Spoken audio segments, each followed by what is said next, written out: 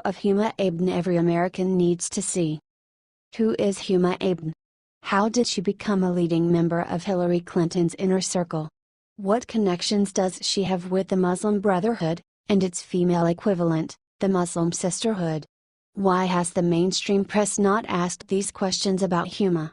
As you will see, her relatives, mother and brother, in particular, are devoted to the destruction of Western civilization. Why was she granted a security clearance? Huma Abedin is a mystery who is presently at the middle of the latest Hillary Clinton scandal, yet few know what she is, or where she came from. This video explains a lot about her past, including her association.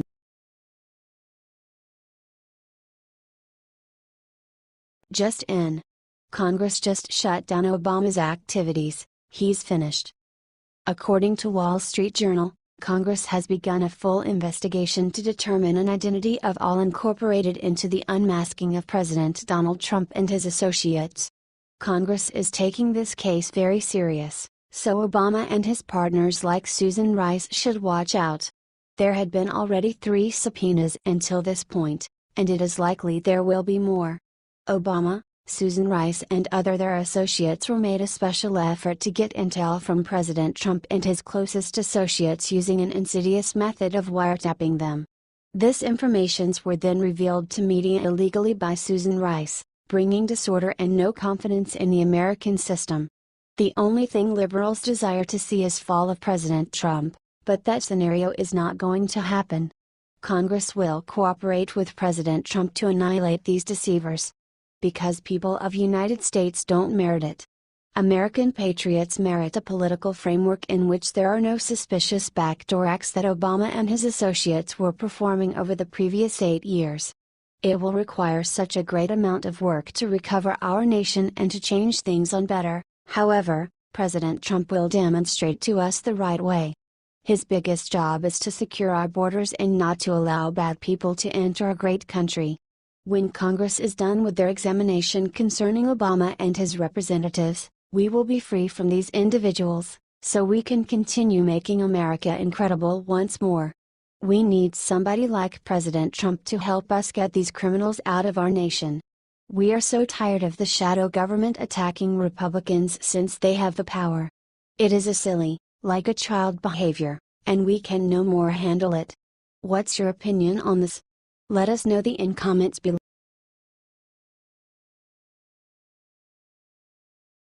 After John McCain was found taking George Soros money, a big cover-up is underway. Well, imagine that, folks. After the recent news broke that Senator John McCain's legacy foundation, the McCain Institute for International Leadership, was taking donations from George Soros and perhaps a much longer list of foreign donors, the Institute's administrators are now refusing to disclose said list. However, thanks to this reminder from Daily Caller, we know that McCain was a key architect and the McCain-Feingold Act which aimed to reform campaign finance rules. We also know that the Institute notes on its website that it has a list of donors, but the amounts donated are neither listed nor disclosed. Seems awfully convenient, don't you think? But the McCain Institute, created in 2012 with an $8.7 million donation of funds remaining from McCain's unsuccessful 2008 presidential campaign, refused Monday to disclose the amounts it received from its biggest donors who gave $100,000 or more. However, the McCain Institute declined to spell out exactly how much money each big donor contributed. The website only lists donors who have given $100,000 and above, which can be misleading. The Royal Embassy of Saudi Arabia, for instance, is identified as giving $100,000 or more on the Institute's website. In reality, the Saudis gave $1 million. Additionally, Daily Caller also suggests that a main reason McCain established the Institute at Arizona State University is solely for the purpose of hiding donors. And while McCain claims it's simply named after him, and that he has nothing to do with it, Daily Caller calls bluff on that. Not only is McCain's name on the masthead, he is also the honorary convener of the McCain Institute's signature spring annual meeting, the Sedona Forum.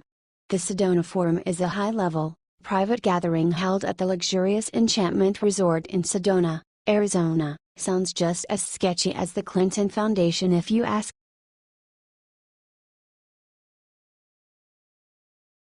Melania gives new orders to White House staff. Michelle never dreamed of doing this.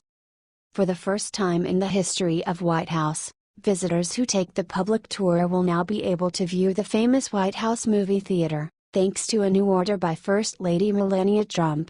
Under Bill and Hillary Clinton and Barack and Michelle Obama, if you wanted to see the special areas of the White House, you had to pay to play. We all remember Bill Clinton literally selling Honest Abe's bedroom by the night, making it like a cheap motel on the wrong side of the tracks and bringing dishonor to the office.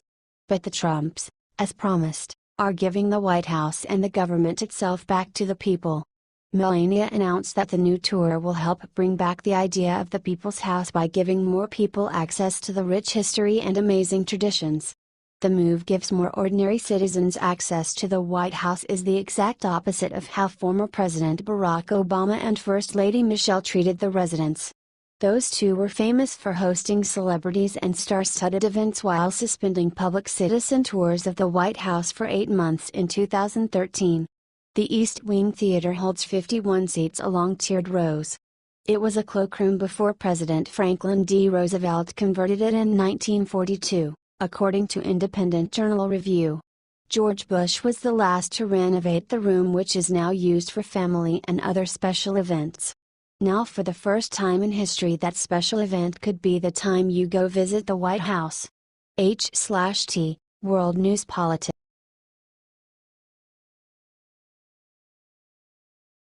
Breaking Debbie Wasserman Schultz just made a full confession, she's guilty. The previous DNC head, Debbie Wasserman Schultz, got herself in trouble when a claim started circulating that she violated some of the security policies in office. It turns out she did and finally confessed to it all. According to Alan B. West, Debbie came forward and admitted that she was breaking cyber laws in office for years and years. After the police began to investigate her information technology aide, Imran Awan, for charges that stem from sharing information from Congress with various intelligence offices. Schultz became outraged and then only changed her aide's title to advisor instead of firing him. They were hiding something. It is no longer a question as to whether Schultz was participating in illegal activity. It is evident. If you remember, after the issue with her aide, she ended up resigning from the Democratic National Committee in July of 2016. All of these events led up to the WikiLeaks information coming out, and she got out of town. Schultz knew as soon people started combing through the emails, she was going to be brought down in no time. Debbie simply claims that she uses Dropbox, but she knew perfectly well it could be breached and didn't care. The best part? She then blames the House authorities for her breach in security. Her claim is that it is not blocked. I am fully able to use it. Just because you have access to it doesn't give you the right to do as you please. There are rules and boundaries. Debbie's argument is basically this: if someone goes into another person's house and robs them, it is fine, just as long as the person being robbed accidentally left their door open. How absurd! Of course, you wouldn't rob their house. It isn't the right thing to do, and there are laws in place.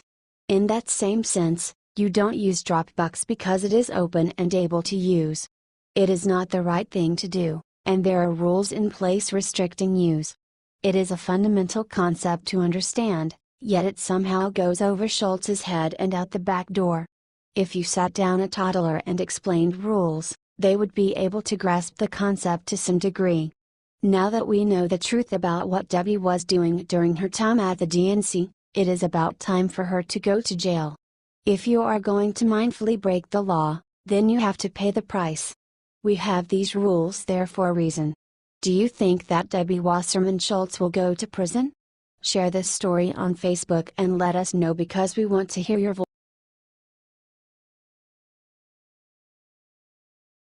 Congress wants to cancel Barack Obama's pension. Here is why.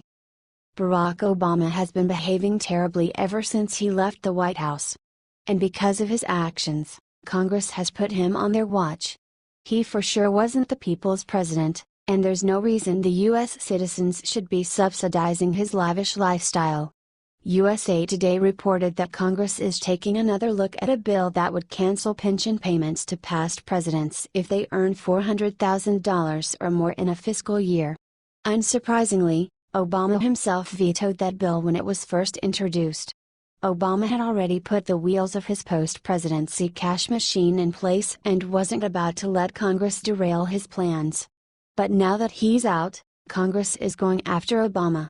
In response to the USA Today report that Obama's earnings could trigger congressional action, House Oversight and Government Reform Chair Jason Chaffetz responded, "What do you think of this?